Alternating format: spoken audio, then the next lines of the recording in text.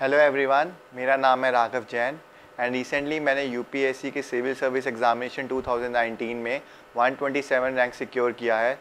आज मैं यहाँ आया हूँ ताकि मैं अपनी स्ट्रैटेजी और वो सब चीज़ें शेयर कर सकूँ बाकी कैंडिडेट्स के साथ जिसने मुझे इस एग्ज़ाम को क्लियर करने में हेल्प की। प्लस मैं सबसे पहले थैंक यू करना चाहूँगा डीकेटी प्लेटफॉर्म का जो मुझे एक अपॉर्चुनिटी दे रहा है आप सबसे बात करने के लिए। Let's start guys.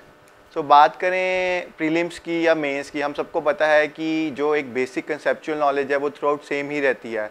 और मैं अभी एक लिस्ट शेयर करूंगा आप सबके साथ अपनी बुक्स की जो मैंने अलग अलग सब्जेक्ट्स के लिए चूज़ की थी। तो स्टार्टिंग फ्रॉम हिस्ट्री, सबसे पहले मैंने मॉडर्न हिस्ट्री के लिए चूज़ किया था स्पेक्ट्रम। स्पेक्ट्रम इसलिए क्योंकि वो बहुत ही एक कंपाइल्ड बुक है और वहाँ पे डाटा जो है बिल्कुल पॉइंट टू पॉइंट आप सबको मिल जाता है। हाँ, कैंडिडेट्स जाते हैं बिपिन की बुक के लिए बट वो बहुत ही लेंथी बुक है और सारा इन्फॉर्मेशन रिटर्न करना पॉसिबल नहीं हो पाता है। और अगर हम बात करें एंशिएंट और मिडिवल हिस्ट्री की, उसमें पॉलिटिकल हिस्ट्री आजकल यूपीएससी इतना ज़्यादा नहीं पूछ रहा है तो वो एस्पेक्ट आप इग्नोर कर सकते हो और ज़्यादा फोकस कर सकते हो आर्ट एंड कल्चर पे।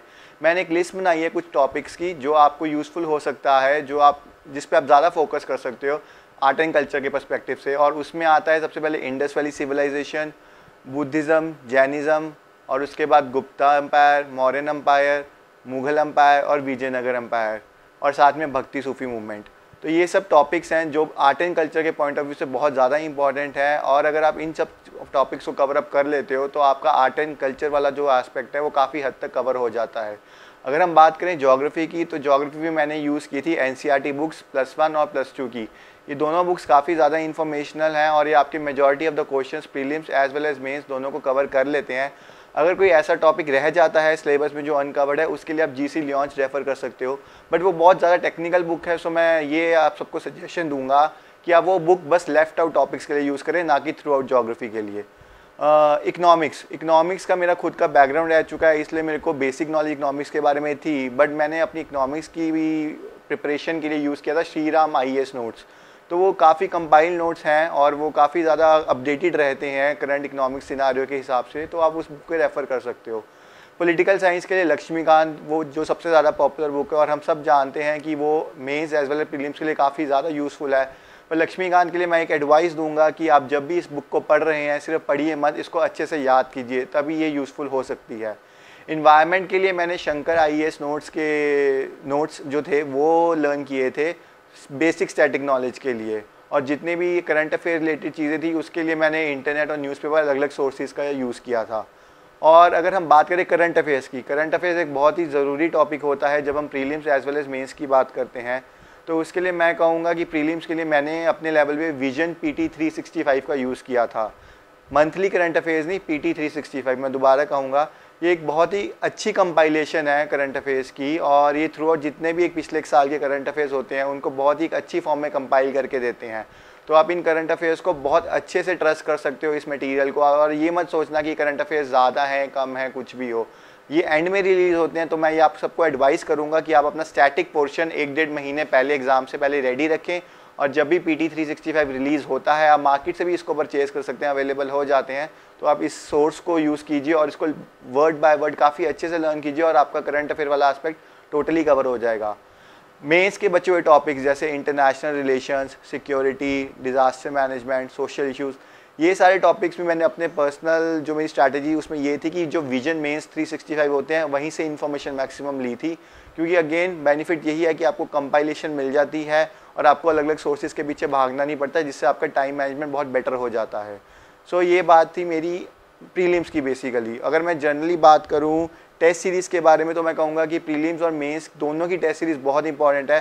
ज़रूरी नहीं है कि आप किसी इंस्टीट्यूट के लिए एफिलिएट हो, आप मार्केट से भी पेपर्स उठा सकते हो, वो मार्केट में काफ़ी सारे अवेलेबल होते हैं। मेंस के लिए तो स्पेशली, क्योंकि जब हम टेस्ट सीरीज़ की बात करते हैं हमारा मोटिव मार्क्स ज़्यादा से ज़्यादा गेन करना नहीं होता, हमारा मोटिव होता है अपना टाइम मैनेजमेंट देखना, अपनी वीकनेसेस पे काम करना, ताकि हम वो चीज़ों को पेपर में रेप्लिकेट ना करें।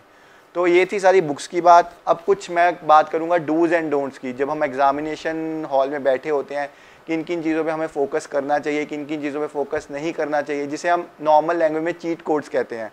तो प्रीलिम्स के लिए मैं कहूँगा कि जो मेरा पर्सनल एक्सपीरियंस है, ज़्यादा से ज़्यादा क्वेश्चन अटैम्प्ट कीजिए।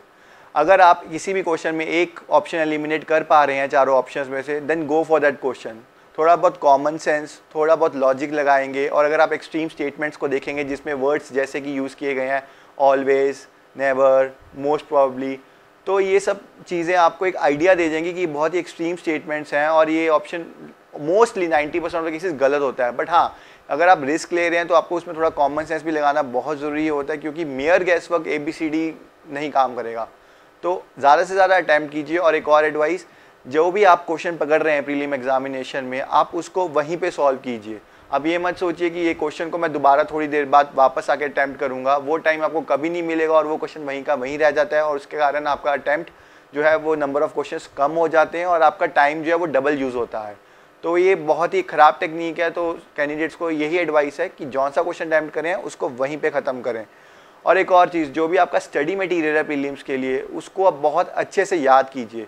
ये नहीं है कि अगर आप कोई बुक पढ़ रहे हैं, आप जस्ट मेयर गो थ्रू कर रहे हैं। प्रीलिम्स के क्वेश्चंस बहुत ज़्यादा डिटेल और फैक्चुअल आप पूछ रहे हैं UPSC, तो जो भी आप इन्फॉर्मेशन रीगेन कर रहे हैं कहीं से भी, किसी भी सोर्स से, चाहे कोई भी हो, आप उसको अच्छे से बार बार पढ़िए और उसको याद कीजिए, क्योंकि वहाँ पे बहुत कंफ्यूजिंग ऑप्शंस होते हैं। अगर आपने सिर्फ गो थ्रू किया है तो आप उस आंसर को अच्छे से अटैम्प्ट नहीं कर पाएंगे।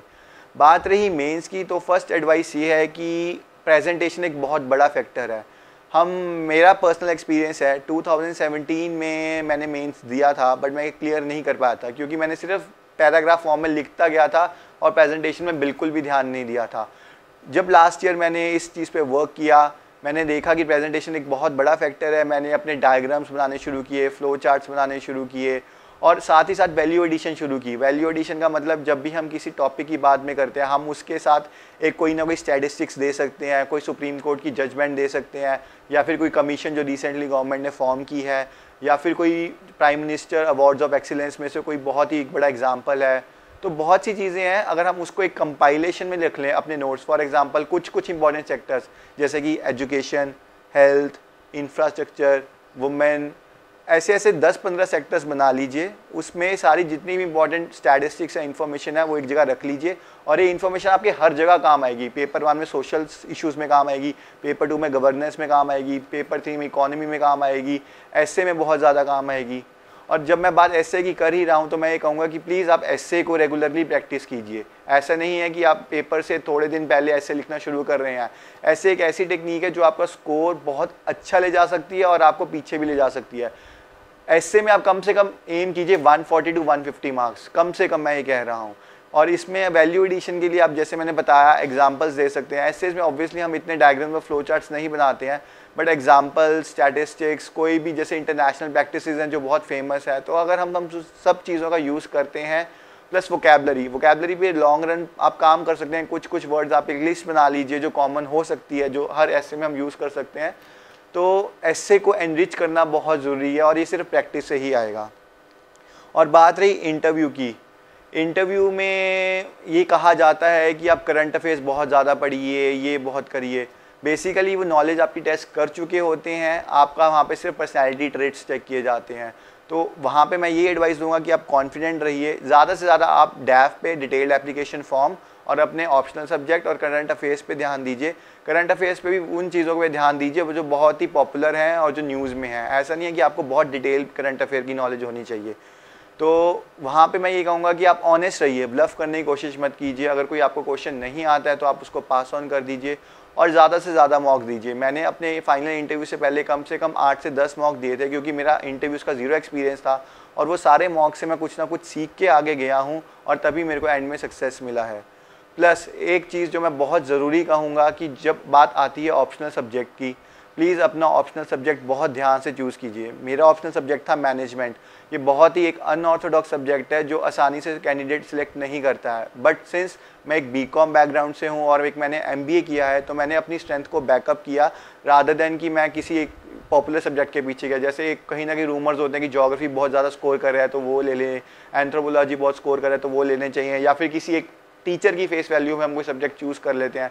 ये सब मत कीजिए, चाहे आपका सब्जेक्ट बिल्कुल रेयर ही क्यों ना हो। अगर आपका वो कोर नॉलेज है वही एंड में काम आएगा, क्योंकि अगर आप एक नया सब्जेक्ट पढ़ भी लें, आप उसके आंसर्स तो लिख देंगे बट एक वो जो कंपेटिटिव लेवल में स्पेशलाइज्ड आंसर्स होने चाहिए जो एक दूसरा कैंडिडेट लिख रहा है, उस लेवल के आंसर्स आप नहीं दे पाएंगे। इसलिए मेरी एक बहुत बड़ी सजेशन ये है कि ऑप्शनल सब्जेक्ट अपने स्ट्रेंथ के अकॉर्डिंगली चूज़ कीजिए, ऐसे भेड़ चाल में जाके मत कीजिए।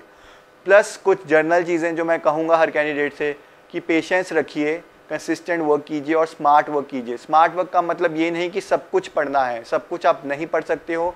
सिलेबस बहुत ही लिमिटेड नहीं है, अनलिमिटेड इनफाइनाइट तरह का सिलेबस है ये, और आप सब कुछ रिटेन नहीं कर सकते हो। तो इसलिए मेरी एडवाइस ये है कि आप प्लानिंग कीजिए, ये देखिए कि यूपीएससी क्या पूछ रहा है क्या नहीं पूछ रहा है, और जो नहीं पूछ रहा है उसको साइड पे कर दीजिए और जो पूछ रहे हैं उस पर फोकस कीजिए। सब कुछ नहीं रिटेन कर सकते, इसलिए स्मार्ट वर्क बहुत ज़्यादा ज़रूरी है। और पेशेंस, आप स्टूडेंट्स हाँ आते हैं जो फर्स्ट साल में क्रैक कर जाते हैं, बट मेरे केस में मैंने यह 3rd अटैम्प्ट था, मैं पिछले 3 सालों से प्रिपेयर कर रहा था, मैंने फेलियर्स भी देखे हैं, बट मैंने पेशेंस रखी है, कंसिस्टेंटली वर्क किया है, तो तब जाके सक्सेस मिला है। तो प्लीज़ पेशेंट रहिए, स्मार्ट वर्क कीजिए, अपना क्या कहते हैं कंसिस्टेंसी शो कीजिए, और डेफिनेटली आपको रिजल्ट्स मिलेंगे। So all the best everyone, have faith in yourself, and I hope कि मेरे इस वीडियो से कहीं ना कहीं किसी भी अगर कैंडिडेट को कोई हेल्प मिल रही है तो I will be the most honoured one. Thank you.